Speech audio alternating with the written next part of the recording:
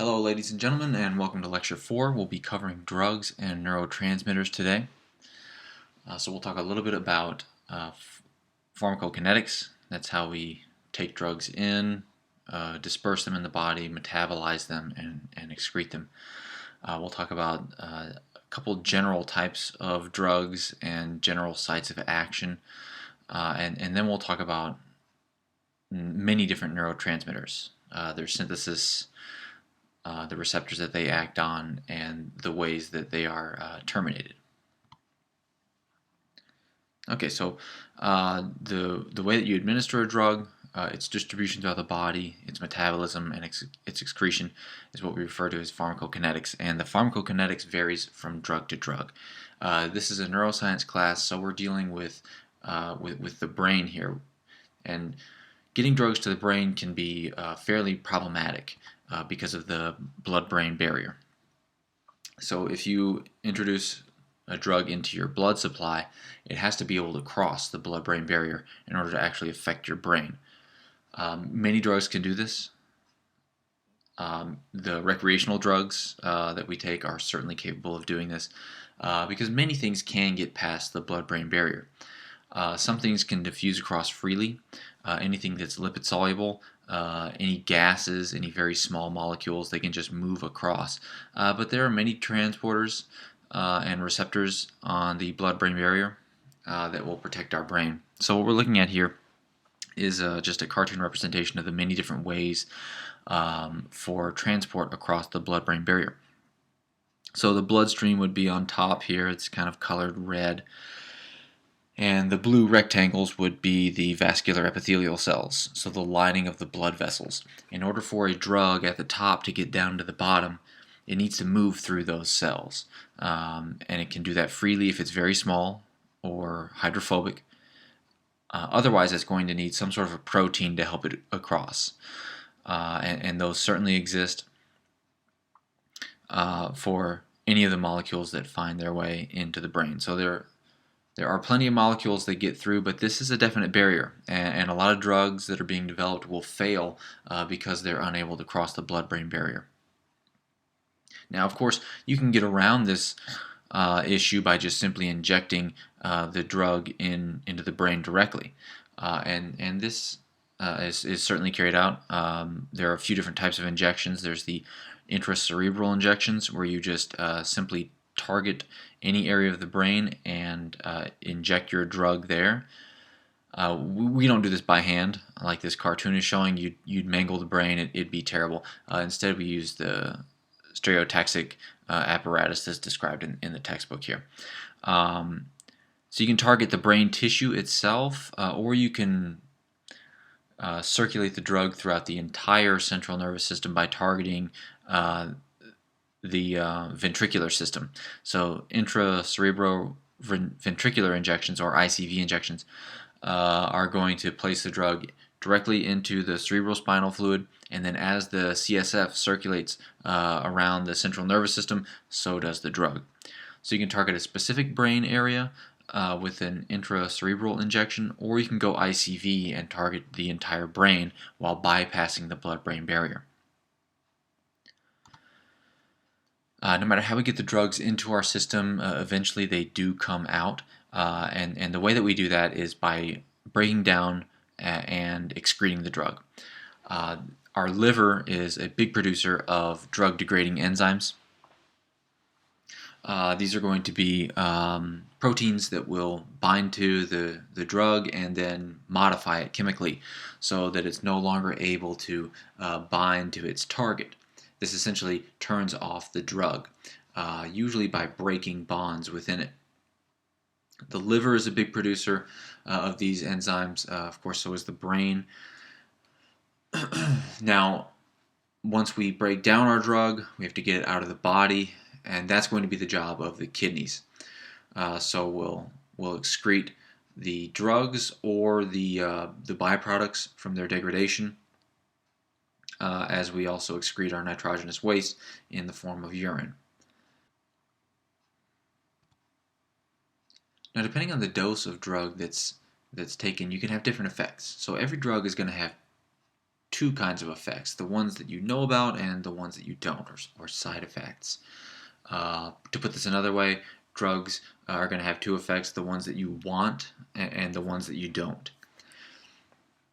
And we can measure the effectiveness of a drug using this dose-response curve here, where you give the drug at different doses from very low to very high, and you measure the effect.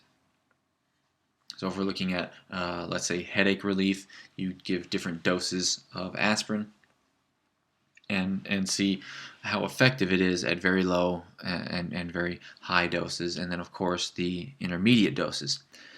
And when you plot this, you usually see this sort of a curve here, which is kind of a very lazy S.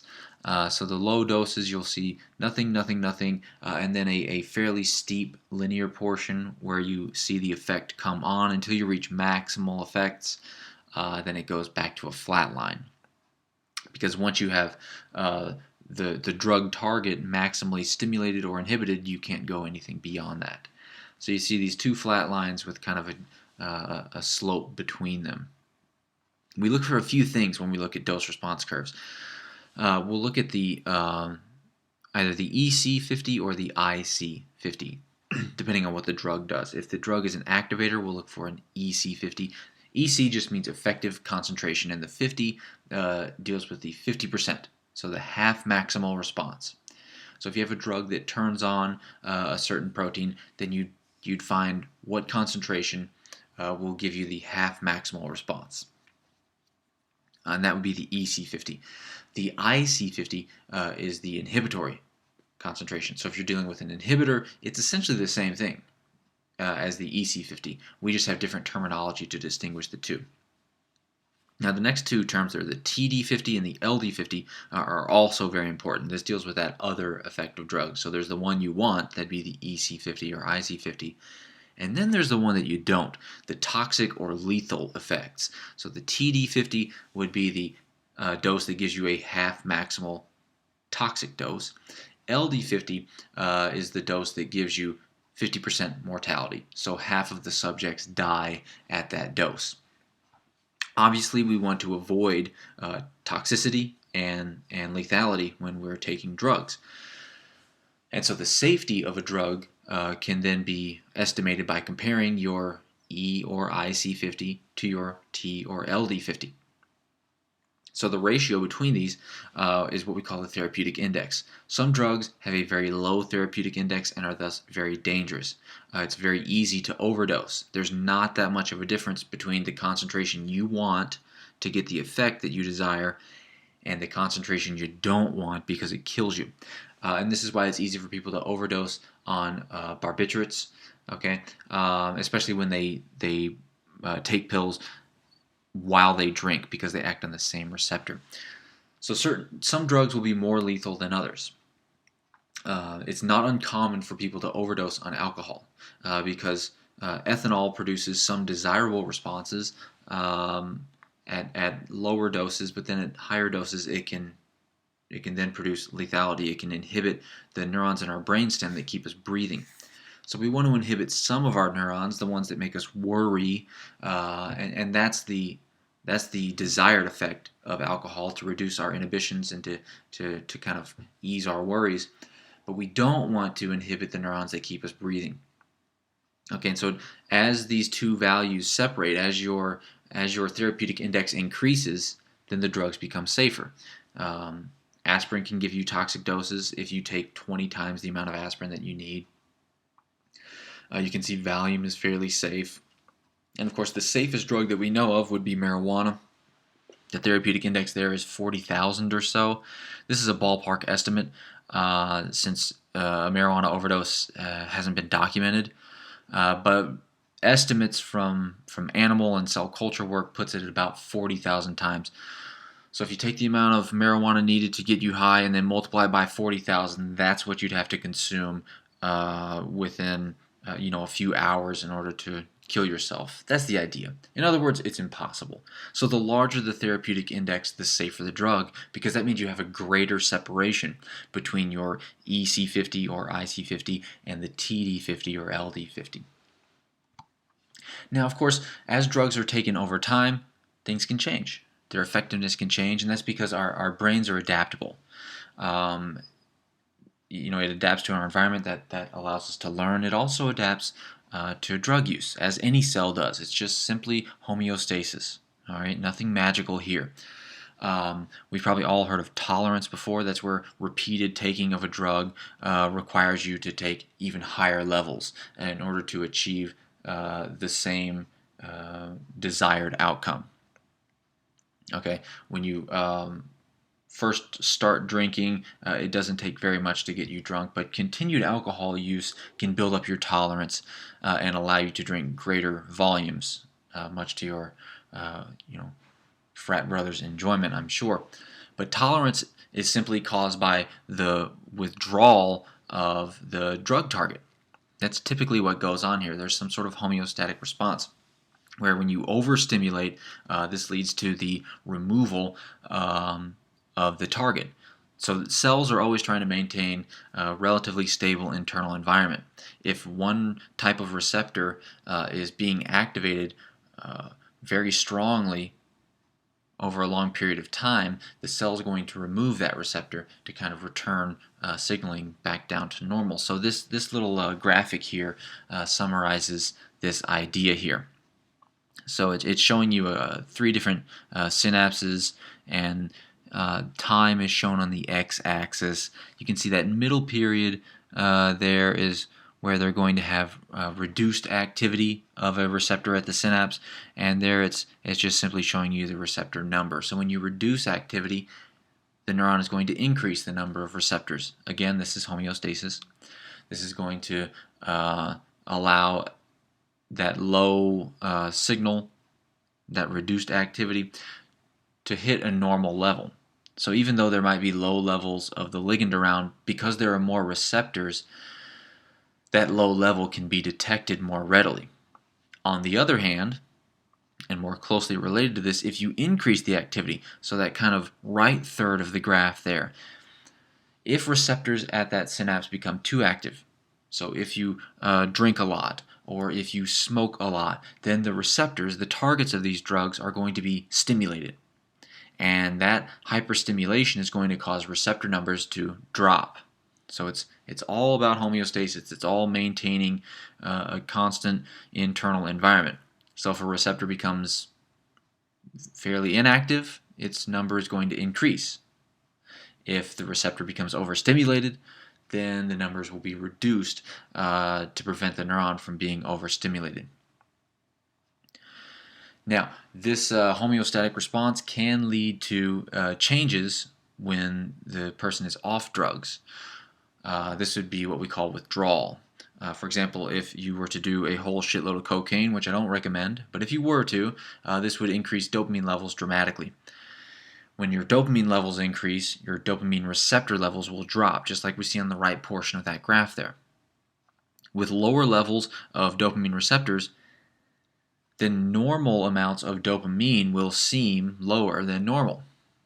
And so while cocaine will make you feel ecstatic and very, very happy, when you come off of the drug, you'll experience withdrawal. You'll experience the opposite effects. So instead of being overwhelmingly happy, you're going to experience a strong bout of negative feelings.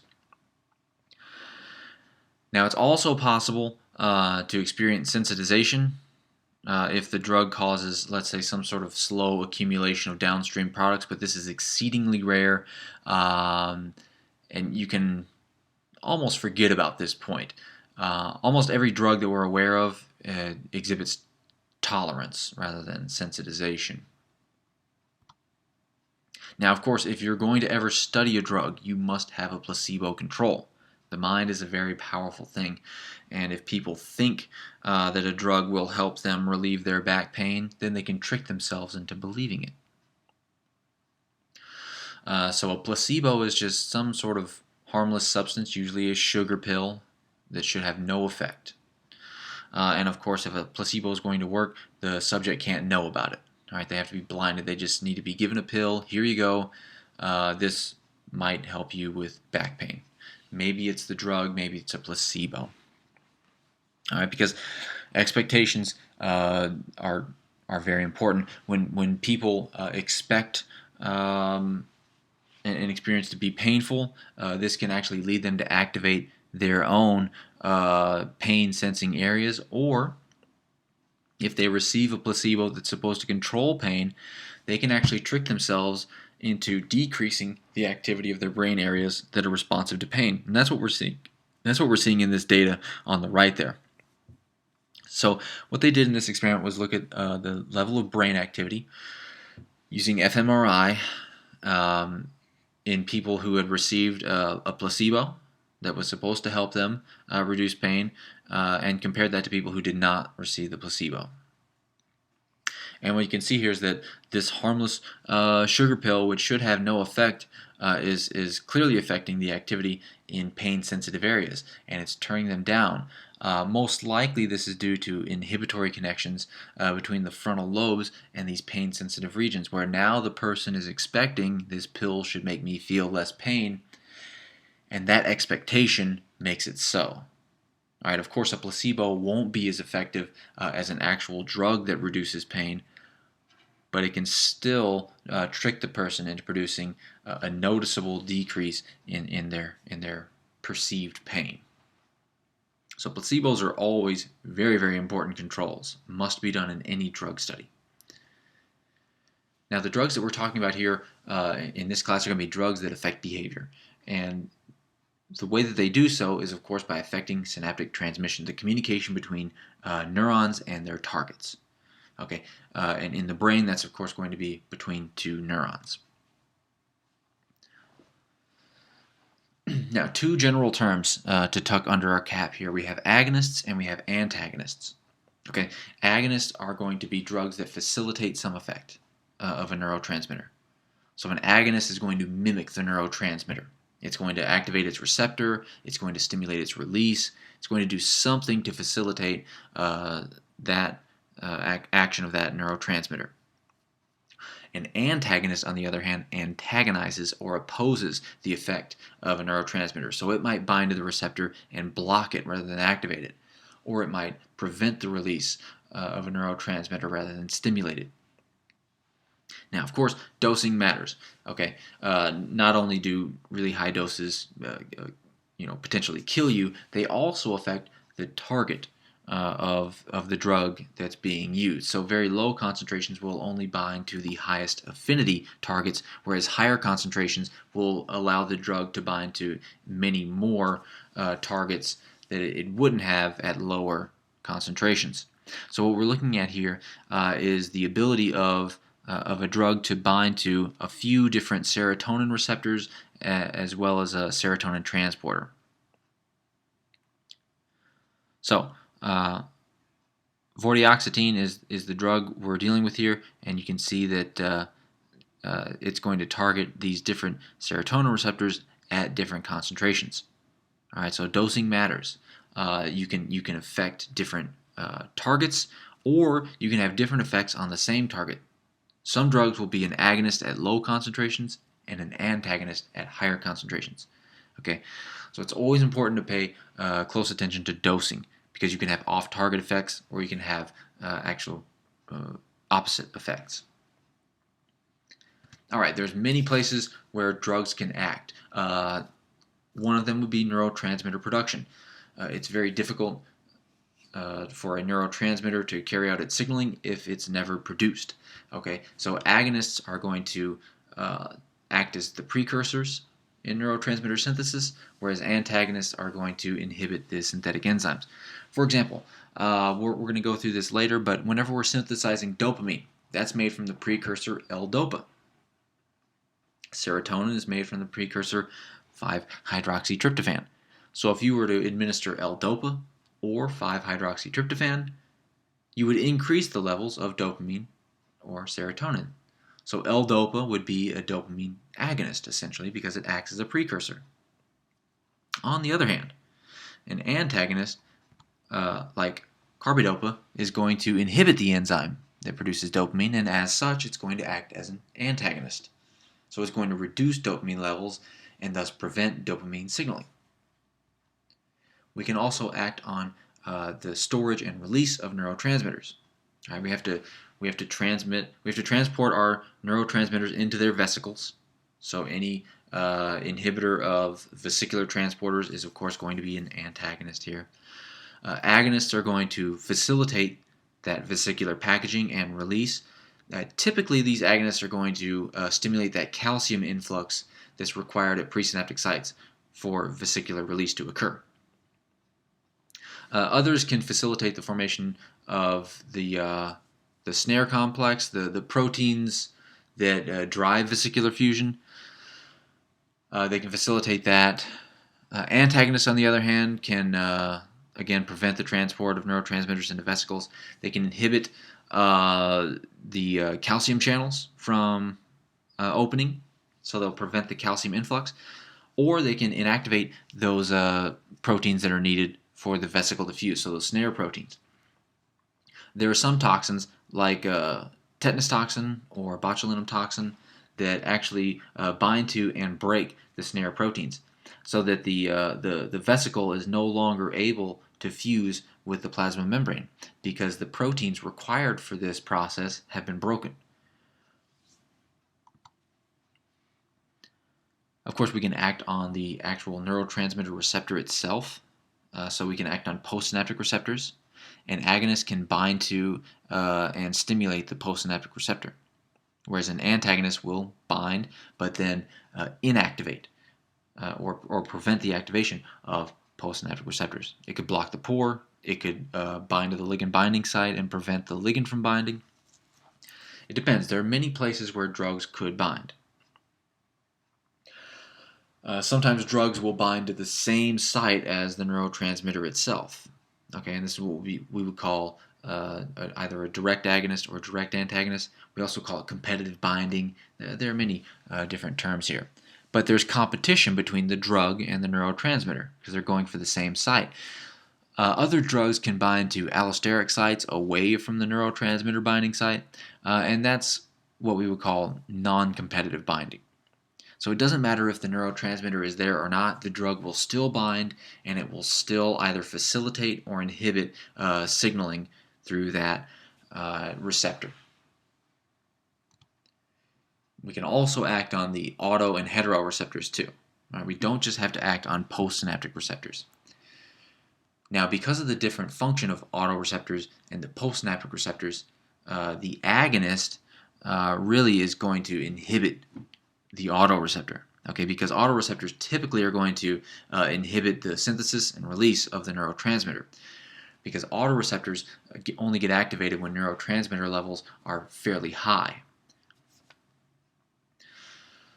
So an antagonist to an autoreceptor will actually be an agonist for the neurotransmitter, right? Because it inhibits the autoreceptor, and as such, it removes that inhibition from the autoreceptor, thus it facilitates neurotransmitter synthesis and release.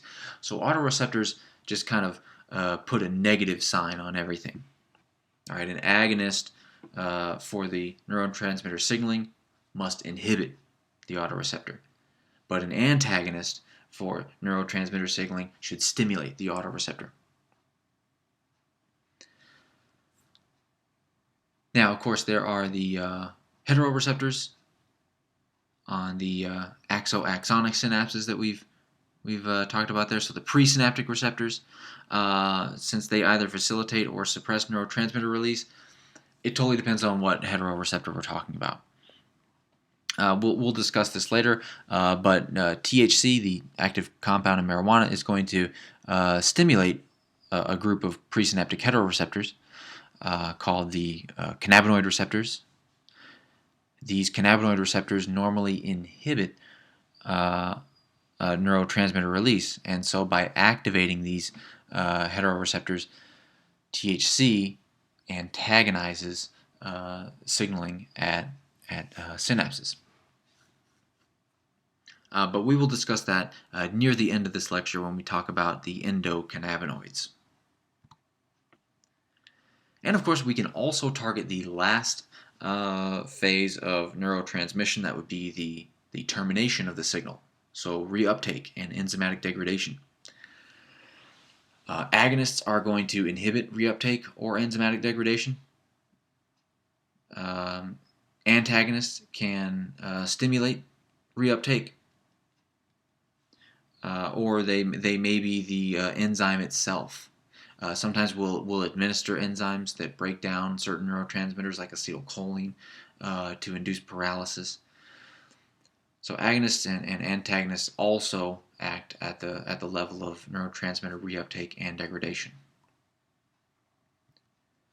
So up to this point, we haven't talked about the specifics of different neurotransmitters. We've just kind of left them general.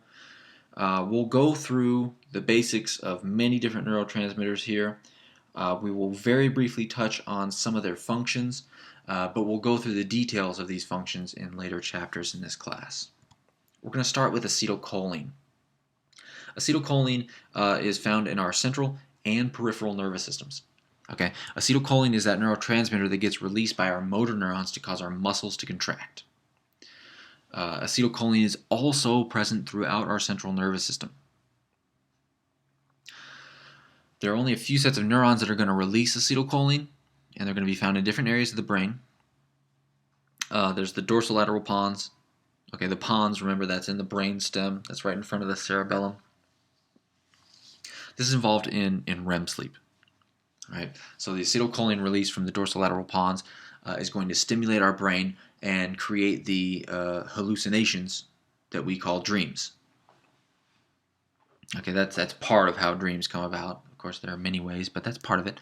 The basal forebrain, this is near the bottom, that's why it's called basal, of the front of our brain. So front, bottom. The neurons there release acetylcholine to help facilitate learning of the things that we perceive. So anything we see, hear, and then the medial septum is another area that releases acetylcholine. This is also involved with memory formation. So the episodes of our life are going to be recorded by our hippocampus and then consolidated in the cortex. So acetylcholine, we can see, is very, very important for memory function, and that's why the loss of cholinergic neurons in Alzheimer's disease is probably so detrimental to their memory. Now, acetylcholine is synthesized from two precursors. We have acetate and we have choline. So acetyl-CoA is this this molecule that's involved in metabolism. So you find it in the mitochondria. It's involved in breaking down carbohydrates and producing ATP. But it's also used to synthesize acetylcholine. So the enzyme choline acetyltransferase, or CHAT, is going to transfer the acetyl group from acetyl-CoA and put that onto choline, and you now have acetylcholine. That'll get placed into vesicles, and then we can release it. Once released, acetylcholine will not be taken back up. Instead, it's enzymatically degraded. There's an enzyme called acetylcholinesterase that's going to break apart acetylcholine back into acetate and choline. The choline will get recycled, but acetylcholine will not. Now, this acetylcholinesterase is bound in that postsynaptic membrane. So after the transmitter binds to its receptor, it's going to float around in the synapse and eventually bump into acetylcholinesterase, get broken down. Choline is recycled, and we can recreate acetylcholine using CHAT and repeat the process. Now, there are two types of acetylcholine receptors. There's the ionotropic nicotinic receptors. These are just ion channels. This is what you find on muscles. So these open up and allow the muscle cell to depolarize and then contract. You'll also find nicotinic receptors on axonic synapses in the central nervous system. Most of the postsynaptic sites that have choline receptors are going to be muscarinic. They're going to have muscarinic receptors. They're metabotropic, which means that they're G protein coupled receptors. So they don't create fast currents. They don't have ion pores. Instead, they lead to the activation of these G proteins that then modify the activity of other enzymes. And depending on the acetylcholine receptor, we can have different downstream signaling. Okay, some of them are going to be GQ coupled, which is going to activate phospholipase C, lead to an intracellular calcium increase. You don't need to know any of that. Others will be inhibitory. They'll be GI coupled. Okay, so muscarinic receptors can stimulate or inhibit the activity of neurons depending on the receptors. Okay, moving on from acetylcholine, we have the monoamines. There are catecholamines, which include dopamine, norepinephrine, and epinephrine, and then there's serotonin. All these are the monoaminergic transmitters. Now, all these are going to be synthesized from amino acids. That's the building block for our monoaminergic transmitters. So if we're going to build our catecholamines, we start with tyrosine. And if we want to build serotonin, we start with tryptophan. Then there are the hydroxylases. These are the enzymes that modify tyrosine or tryptophan. So tyrosine hydroxylase modifies tyrosine to create L-DOPA, that dopamine agonist that I mentioned earlier. Tryptophan hydroxylase will create 5-hydroxytryptophan, the precursor to serotonin. So L-DOPA and 5-hydroxytryptophan are created from those two different amino acids. Once they're made, L-aromatic amino acid decarboxylase then will create either dopamine or serotonin depending on what's around. If the neuron has created L-DOPA, then obviously this enzyme is going to create dopamine. If it's created 5-hydroxytryptophan, it's going to create serotonin. Okay, all this does is essentially just remove a carboxyl group. All right, that's pretty much what's going on. If you compare L-DOPA and dopamine, you'll see that that carboxyl group near the amine has been removed in dopamine compared to L-DOPA. And you'll see a similarly absent carboxyl group near the amine group in 5-hydroxytryptophan. So it's the same enzyme. It uses different precursors to make different neurotransmitters. So at this point, we're done with serotonin and dopamine synthesis. Dopamine can then be further modified to create either norepinephrine or epinephrine. Okay, it depends on whether or not the neuron has the appropriate enzymes.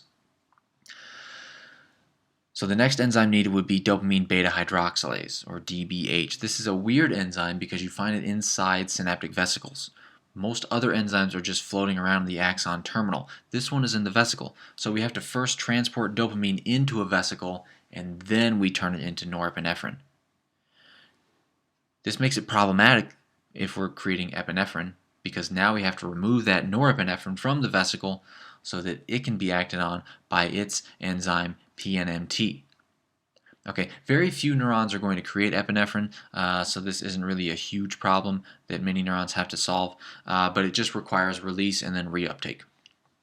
So it's just kind of a roundabout way of synthesizing a neurotransmitter.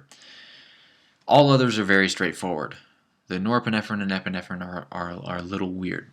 But those are the last catecholamines there. It's just a series of enzymatic steps, which you can take good notes on, but you don't have to remember. Now, of course, once we make and release, we have to clean up our neurotransmitters. So there are dopamine transporters and norepinephrine transporters. They're going to be responsible for the reuptake of catecholamines. Despite what the name tells you, dopamine transporters don't just transport dopamine. They also transport all the other catecholamines. Norepinephrine transporters don't just transport norepinephrine, they transport all of the catecholamines. Okay, these are targeted by many different drugs.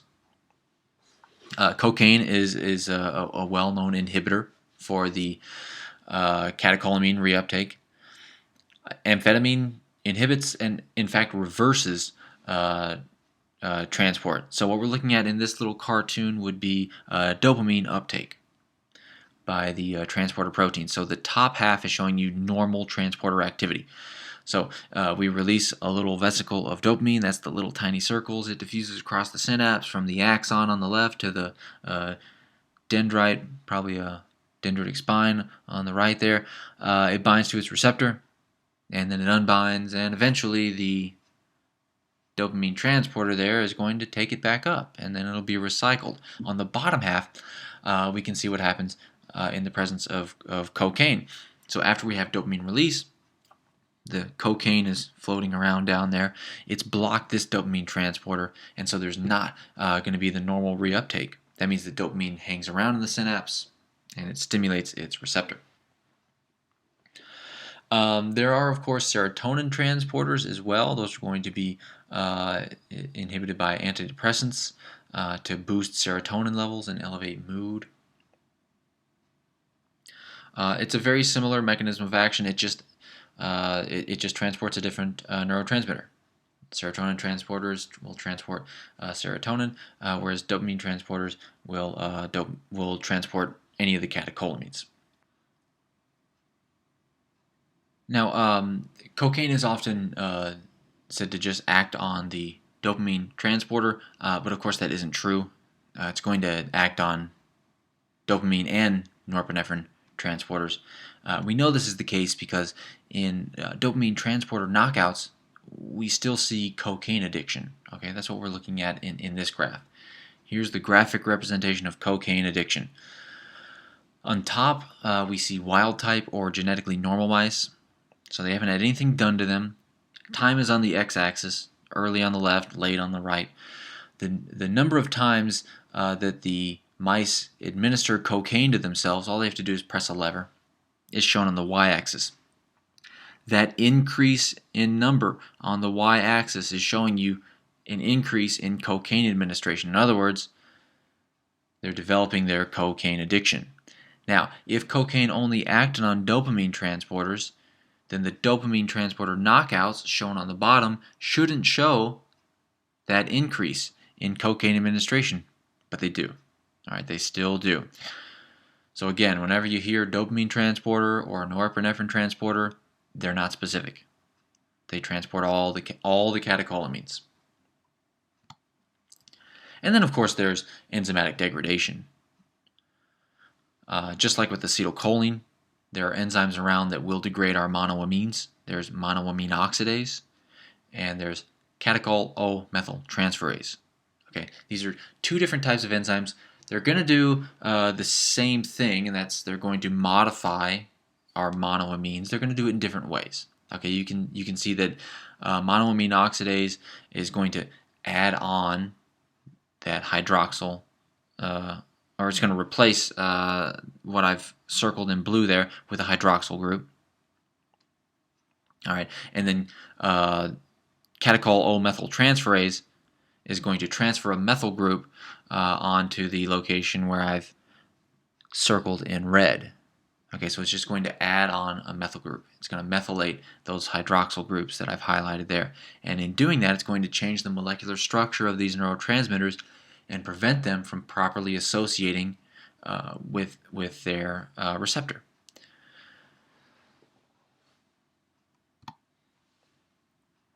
Now, there are a few different dopaminergic systems in the brain.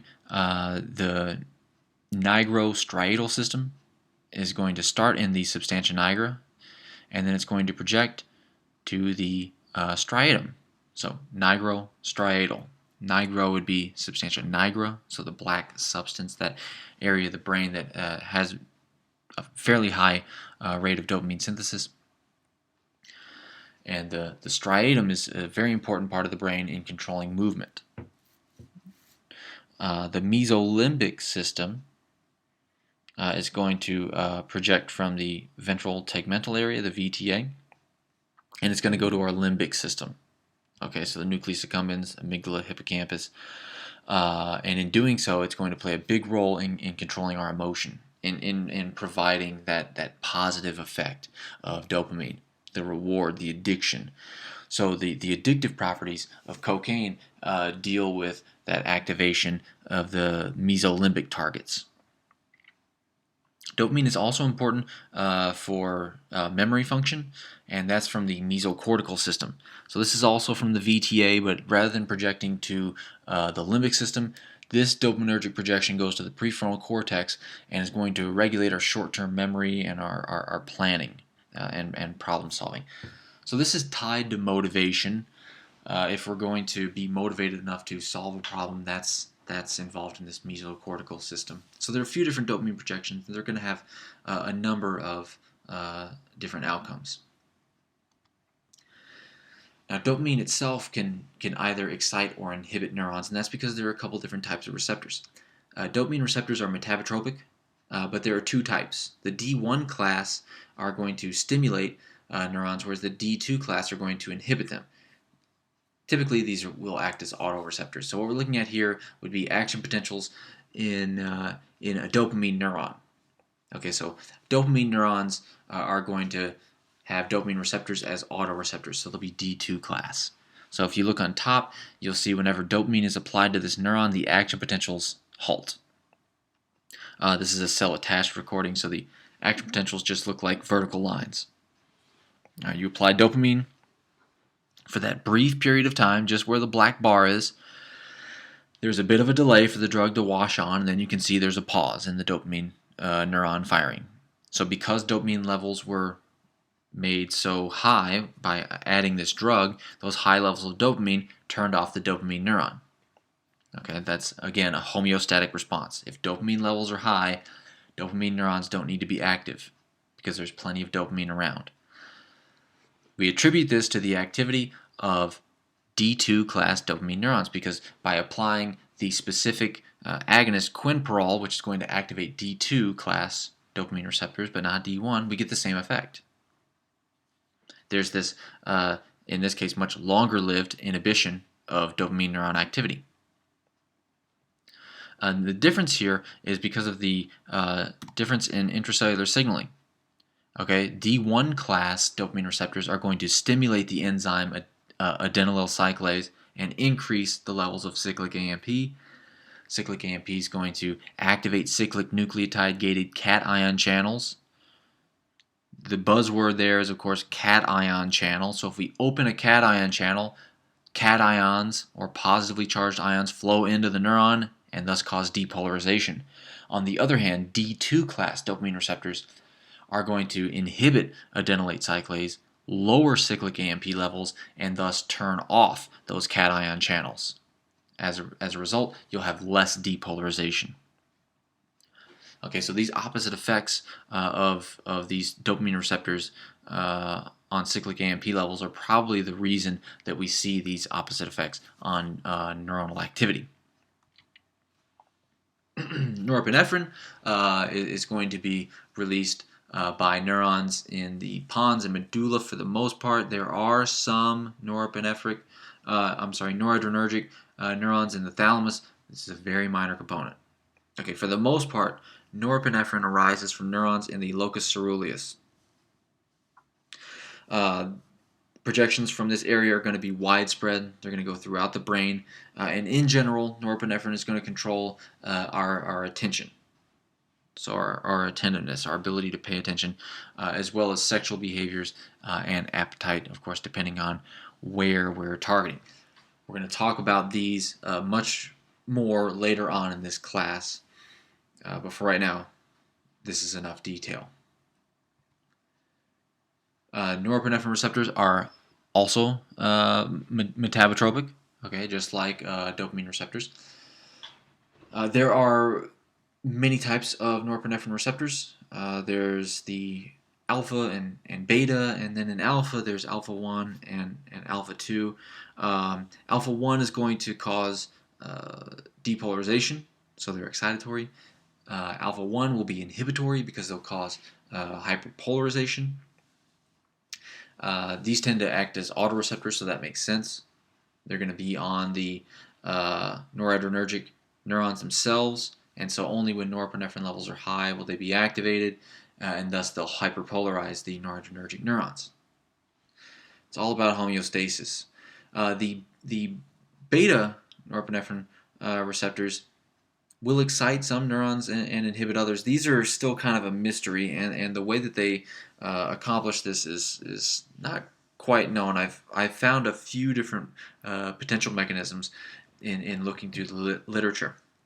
The activation is probably through those cyclic nucleotide-gated cation channels that I went over in dopamine, in the dopamine receptor slides.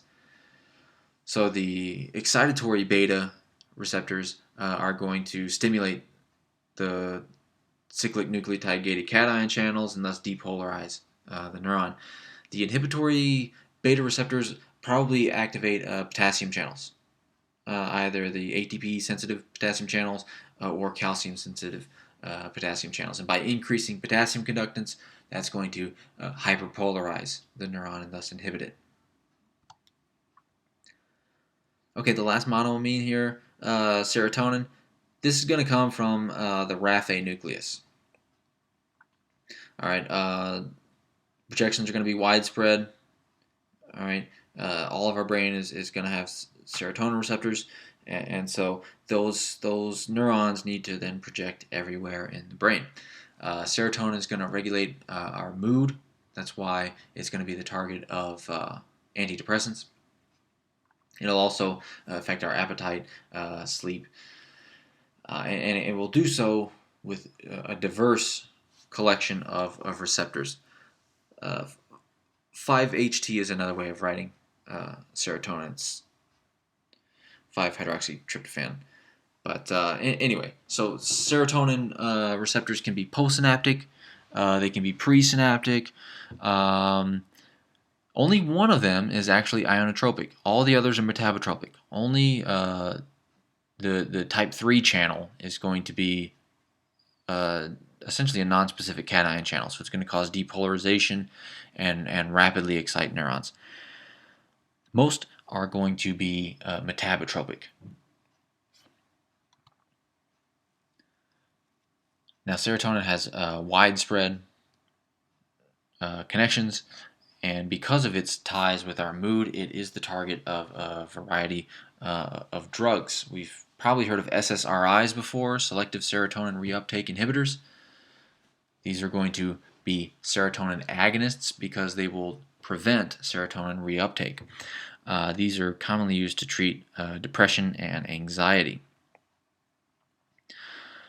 Because of the tie between serotonin and appetite, we can also use serotonin agonists to treat obesity. Fenfluramine is another SSRI. It also triggers serotonin release. It's going to act on slightly different targets, and so you'll get a different response here. So it'll suppress appetite. There are also hallucinogens that are going to target serotonin receptors. Psychedelic mushrooms and LSD are common serotonin agonists. LSD is going to directly stimulate serotonin receptors. Here we can see LSD in action compared to serotonin. So in part A there, what we're looking at is the amount of activation of the serotonin receptor, and we measure serotonin activation by just simply looking at a change in the structure of the receptor. We look for the addition of a phosphate group that tells us the receptor has been activated. And so that readout is shown in part B. They just measure it by Western blotting. Fairly simple to do. Part A is the one that we really care about. So the x-axis is showing you the amount of drug, either serotonin, that'd be the triangles, or LSD, those would be the circles.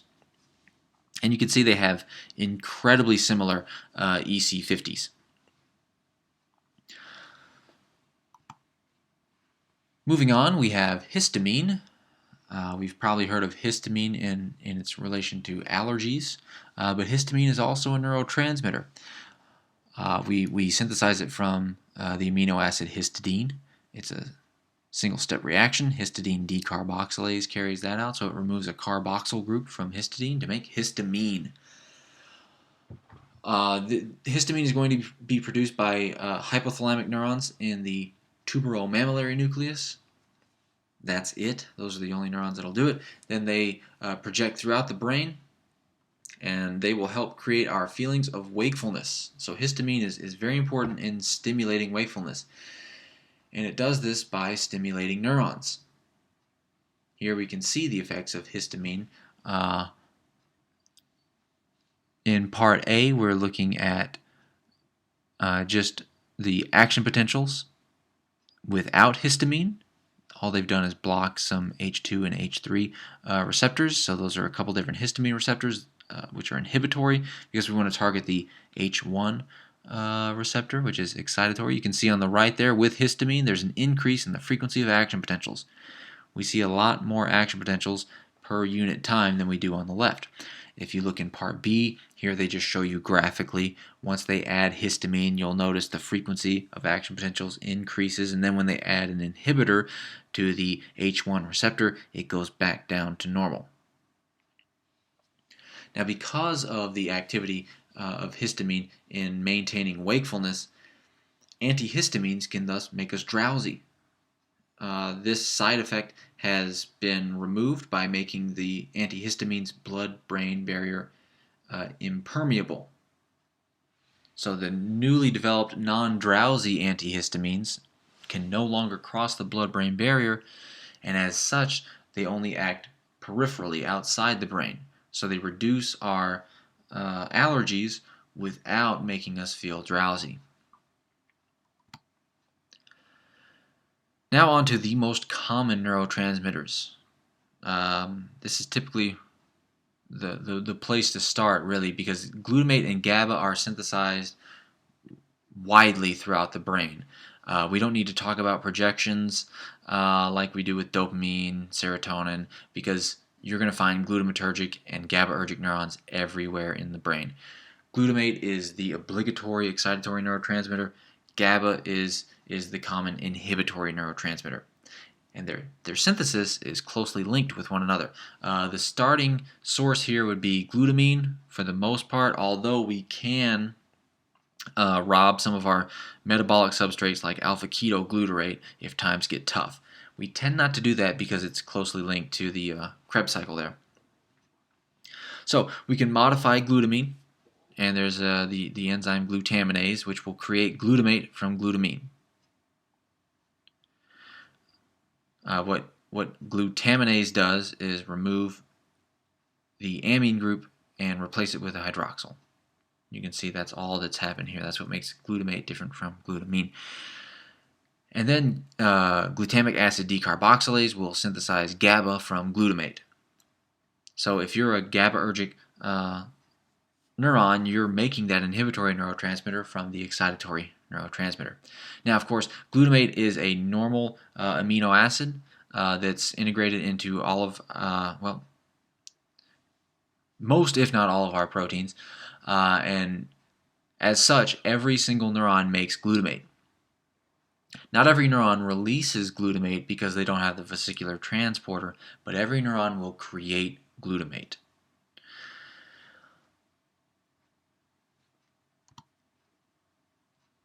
Once we release glutamate or GABA, we need to clean it up. There is no enzymatic degradation for glutamate or GABA. It doesn't exist. It's only by reuptake. And both neurons and astrocytes play an important role in this. So glutamate uptake is going to be carried out by the excitatory amino acid transporters, the EATs. Different EATs will be found either on neurons or astrocytes, and they use passive ion gradients. So they take in sodium and remove potassium in order to transport glutamate with very, very high affinity. GABA transporters will also co-transport GABA with passive ion conductances, and there are different GABA transporters called GATs on neurons and astrocytes. If you were to look at, here we can see an inhibitory synapse because it's all symmetrical there. If you were to stain for GAT3, you'd find it opposed to the synapse itself, so off to the side where you'd expect an astrocytic process. So just as glutamate transporters are found on astrocytes, so are GABA transporters. Now, of course, that GABA and glutamate will get recycled back to the neuron, but the astrocyte is there to help clean it up.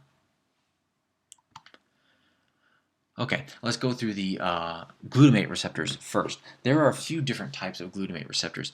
Of the ionotropic ones, there are metabotropic glutamate receptors and ionotropic. Of the ionotropic receptors, we can further subdivide them into either NMDA or non-NMDA. Okay, The importance of these are going to be highlighted whenever we discuss learning and memory. But you can see here that there are some differences here. Non-NMDA receptors, which for the most part we're just going to call AMPA receptors. There are others, but we'll just call them AMPA to simplify things. So it'll be AMPA and NMDA. AMPA receptors are pure ligand-gated ion channels.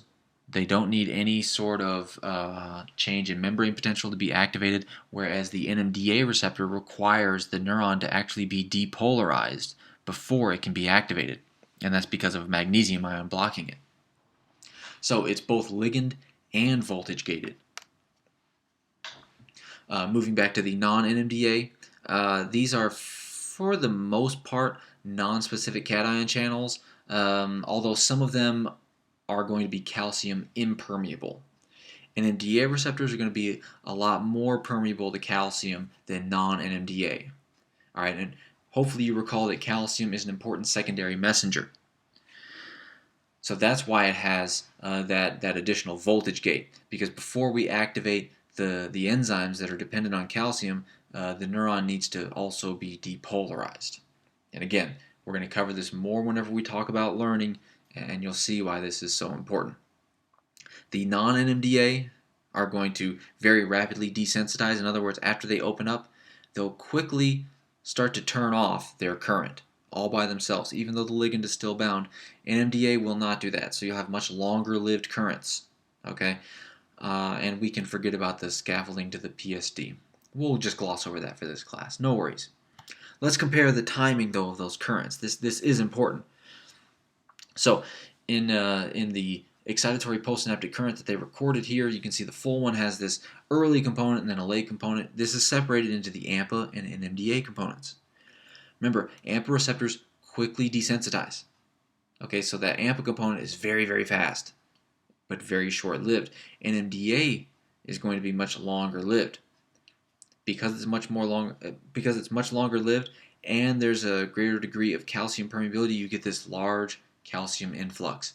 And that's going to allow our NMDA receptor to then modify cellular function. And this is very important for synaptic plasticity. So NMDA receptors are going to come up again later.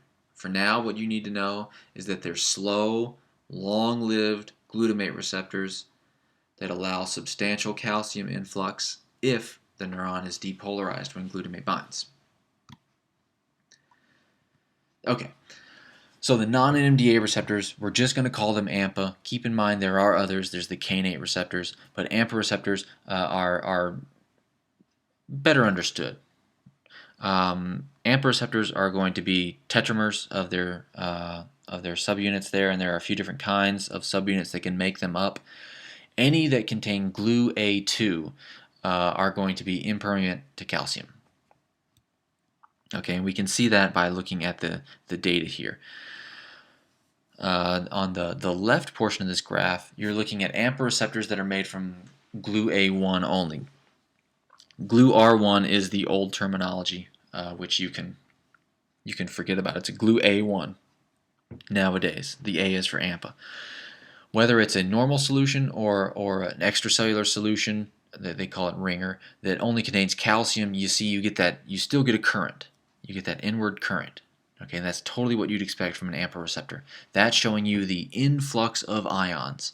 Whether you have a normal ACSF or ringer solution, they're very similar, or a solution that only contains calcium. If you look on the right side of this graph, on the bottom there, in normal ringer, you still get the inward current. Now we're looking at AMPA receptors that have GluA1 and GluA2. Remember, GluA2 is calcium impermeable. So because of the presence of GluA2 here, in the solution that only contains calcium, you'll notice that there's no inward current. Okay, that makes them calcium impermeable. All right, this is a very big distinction with NMDA receptors. Another big distinction is the voltage dependence of the NMDA receptors. So these are also tetramers, so they're made of 4 different subunits. And now, since they're NMDA receptors, it's GluN, not GluA. And there are many different kinds. GluN1 has to be there. You need GLU-N1 subunits because they make the pore. You also need GLU-N2 because that's your glutamate binding site. Okay, so without those, you don't have much of an NMDA receptor. The NMDA receptors, as I mentioned, require depolarization in order to activate it. And you'll notice that's because that magnesium ion there, that Mg2+, that's sitting right in the pore. So the ion pore of NMDA receptors is just the right size for a magnesium ion to come in, position itself, and block the pore. So we have to have a depolarization of the membrane potential so that the magnesium ion gets kicked out of the way, so that sodium and calcium can flow into the cell. So if you look at the amount of NMDA and AMPA current at different membrane potentials, here's what you see. The AMPA receptors are shown in circles. The current is on the y-axis. The membrane potential is on the x-axis. So as you're left on the x-axis, you're at very hyperpolarized potentials, and as you move to the right, you're depolarizing. Now what you'll notice with AMPA receptors is it's pretty much a linear relationship. You get an inward current when you're negative, you get no current at 0, and when you have a positive membrane potential, you get an outward current. That makes sense. Cations flow in if the cell is negative, and they flow out if it's positive. And if it has no charge, there's no net flux. NMDA receptors are a little different. Notice that this has a J shape. At hyperpolarized potentials, you have almost no current. Even though you'd expect a much larger current similar to that of AMPA, you don't get that. And that's because of the magnesium block. So only when the cell depolarizes sufficiently to remove that magnesium do you get appreciable ion currents. NMDA receptors are also blocked by hallucinogens, not LSD and psychedelic mushrooms here, but others like PCP. In addition to magnesium binding, there's also drugs like PCP and MK801 that are going to bind in the pore. So after NMDA receptors are activated, these drugs come in, they bind, they block the pore. It doesn't matter how much depolarization occurs. Okay, you're not going to get flux here. So different class of drugs can also produce hallucinations acting on different receptors here. There are other competitive antagonists, AP5 and AP7. They're going to bind to the glutamate binding site. Unlike PCP and MK801, those are non-competitive. All right, those just bind in the pore and block it. It doesn't matter if glutamate binds or not. GABA receptors can be ionotropic or metabotropic. GABA A are ionotropic, and these are going to be inhibitory. They are pentamers, so they're made of 5 different subunits, and they can have a variety of compositions. The most common would be 2 alpha 1, 2 beta 2s, and 1 gamma 2. Not that any of that really matters. There's a bunch of different subunits that are possible. You don't need to know the specifics. You just need to know that GABA receptors are inhibitory receptors. All right, they're chloride channels. So when GABA binds, GABA receptors open up, and then chloride can prevent the membrane potential from depolarizing. That's really all we need to know about GABA receptors. GABA is going to bind somewhere between the alpha and beta subunits. When it does that, the ion pore opens and chloride can move through the membrane. There are a bunch of drugs that are going to act on these GABA receptors. So benzodiazepines, barbiturates, and ethanol are all going to be agonists. They're going to do different things, but in the end what they do is facilitate chloride flux through GABA receptors. The benzodiazepines are going to increase the frequency of channel opening, so after GABA binds, the channel will open much more commonly than if the benzodiazepines weren't there.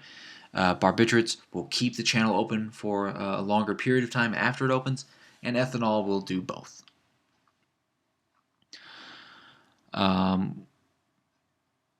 We can see the effect of a GABA agonist in the top. So we're seeing reliable currents with GABA alone. So when you just apply GABA 20 micromolar GABA there. You can see this inward current being generated.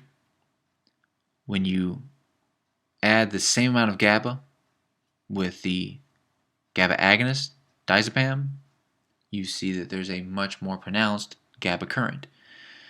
This will lead to much more pronounced inhibition of neuronal function. Then there are antagonists to GABA receptors. These are usually pretty nasty. Picrotoxin is going to block the ion pore. Picrotoxin is going to thus prevent neuronal inhibition, so this can lead to hyperexcitation of neurons. Strychnine or rat poison is going to act on glycine receptors, which are very similar to GABA receptors. They're also inhibitory. So you don't want to mess around with your inhibitory receptors too much. Okay, you especially don't want to antagonize them. Hyperexcitation of neurons tends to be lethal. And we know that picrotoxin is going to block the ion pore because any mutations in the pore domain are going to interfere with picrotoxin binding. Okay, we can see that here. What they've done on the bottom is apply different doses of picrotoxin, and then they look at the amount of current that's being generated. Wild type is shown on the with open circles there. You can see that much lower doses of picrotoxin are decreasing the GABA current, which is what you'd expect with an antagonist. There are 3 different mutants that occur in the ion pore, and any of those require about a 10-fold increase in picrotoxin in order to get the same amount of inhibition. Now, in addition to the classical transmitters that we've covered up until now, neurons can also release peptides, which are really just like small proteins. A peptide is made of 2 or more amino acids. These are not going to be synthesized in the axon terminal like our classical neurotransmitters that we've discussed thus far. These are going to be synthesized in the soma because that's where we have our nucleus, our ER, the Golgi. So we make the peptides in our cell body, and then we traffic them all the way down the axon. There's no reuptake of peptides. Instead, it's strictly enzymatic degradation. Now, a common peptide that we should be aware of would be the enkephalins. Enkephalins are going to activate opioid receptors, regulate our feelings of pain. It also affects reward, which is why opioids can be very, very addictive.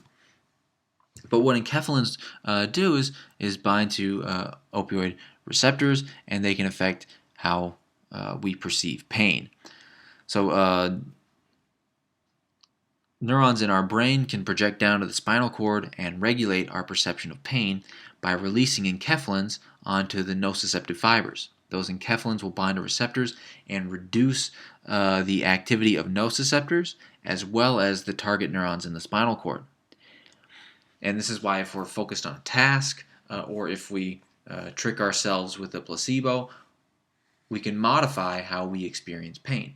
And it's in this case by releasing enkephalins and reducing the activity of nociceptors.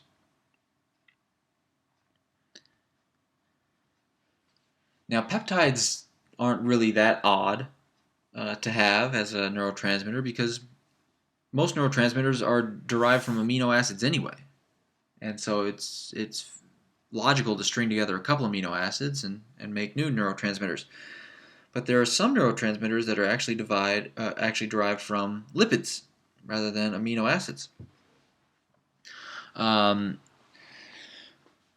the endocannabinoids would be one class of lipid-derived neurotransmitters. Endocannabinoids are going to be synthesized from phosphoinositides. Okay, these are just components of our cell membranes. So they're phosphorylated versions of fatty acids that can be modified by different enzymes. Okay, I don't expect you to remember anything about the synthesis of these. If you care, phosphatidylinosydyl phosphate is going to get cleaved by phospholipase C to create diacylglycerol.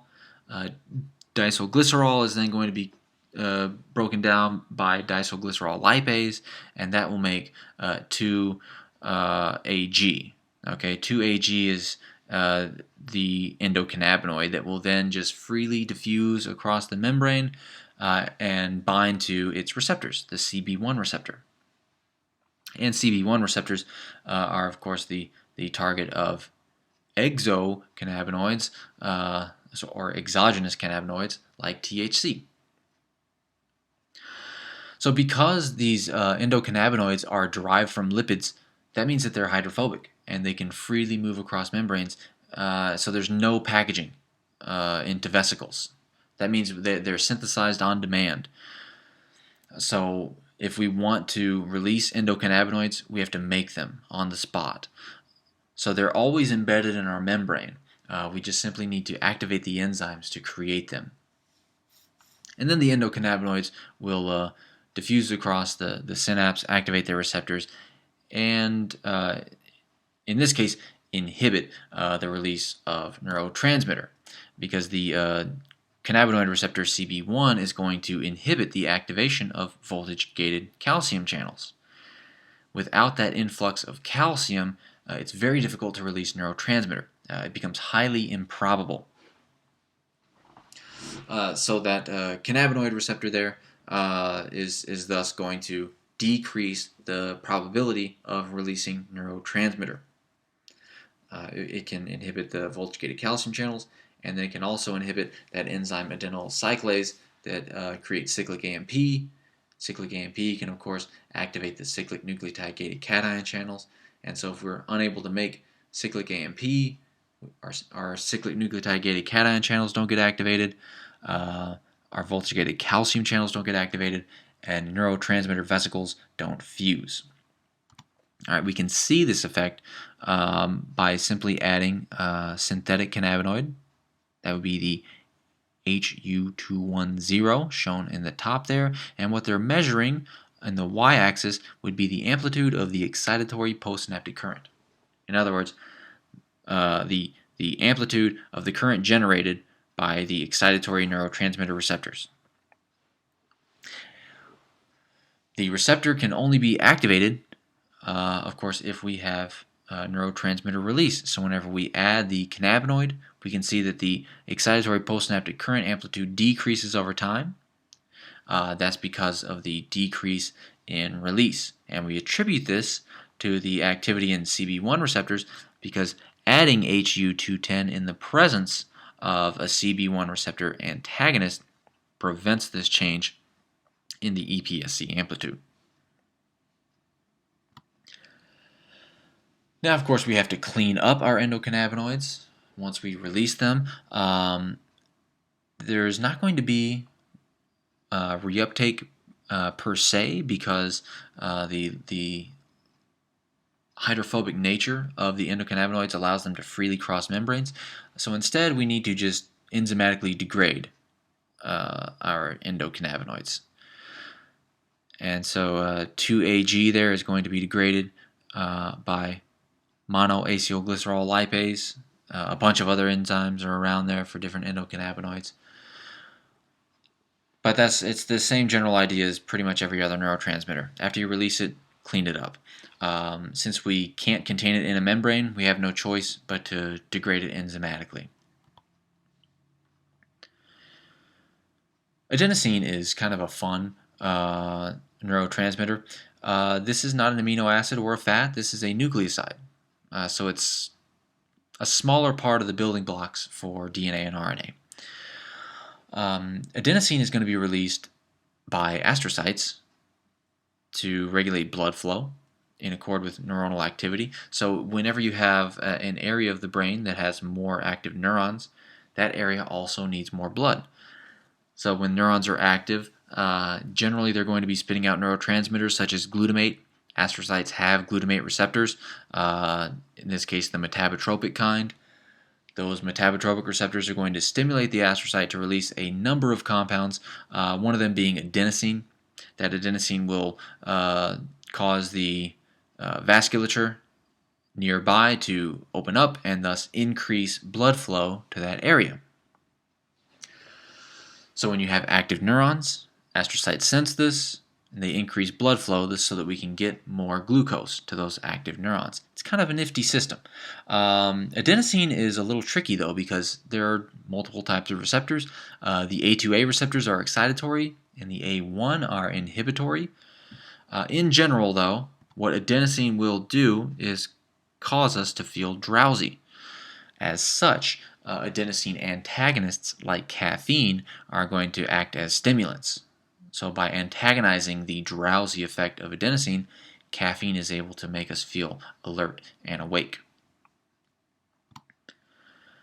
And last, but certainly not least, perhaps the strangest of them all would be nitric oxide. This is a gas. So it's not an amino acid, it's not a lipid, it's not a nucleoside, this is just a gas, nitric oxide. It's going to start off as an amino acid, it's going to start off as arginine, and then nitric oxide synthase is going to create nitric oxide. Because nitric oxide is a small gas, it freely diffuses across membranes, so just like our endocannabinoids, nitric oxide has to be synthesized on demand. We can't package it in a vesicle. It just radiates out in all directions. There's no transport mechanism for it, and there's also no enzymatic regulation. Instead, nitric oxide just spontaneously decays, so it becomes nitrate within, a minute or so, the half-life being 30 seconds. Nitric oxide is going to essentially have the opposite effect of endocannabinoids. It's going to stimulate neurotransmitter release. And it's going to do so by stimulating the voltage-gated calcium channels, and it's going to facilitate the snare protein function. So it's going to allow those proteins that we need for vesicles to fuse to do their job. All right, so we can see nitric oxide in action.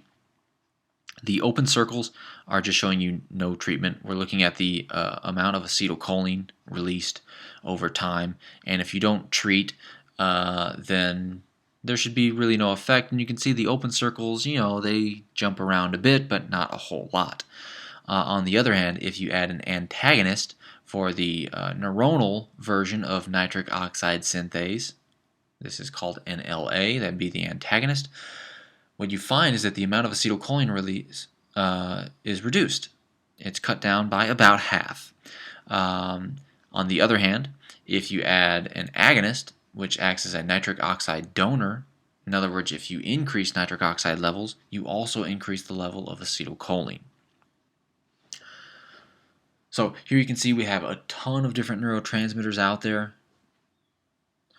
Some of them are ubiquitous, like glutamate and GABA. Some of them are synthesized in very discrete neuronal populations, like histamine in that tuberomammillary nucleus. They're going to have a variety of effects. The most important ones are going to be covered right up front. You need to know glutamate, you need to know GABA, you need to know acetylcholine, dopamine, serotonin. Without a doubt, those are absolutely critical. The endocannabinoids and nitric oxide are very important retrograde messengers. So they're certainly good to know. But as you can see, the brain's fairly complicated. There's a lot of neurotransmitters out there. Make sure you have a good understanding of kind of some of the pathways in our dopaminergic system. Make sure you understand the major receptors for different neurotransmitters. And make sure you have an idea of what makes a neurotransmitter excitatory versus inhibitory. All right, and this all comes back to the different types of channels that they activate. Okay, email me any questions that you have, and I look forward to seeing you for Lecture 5.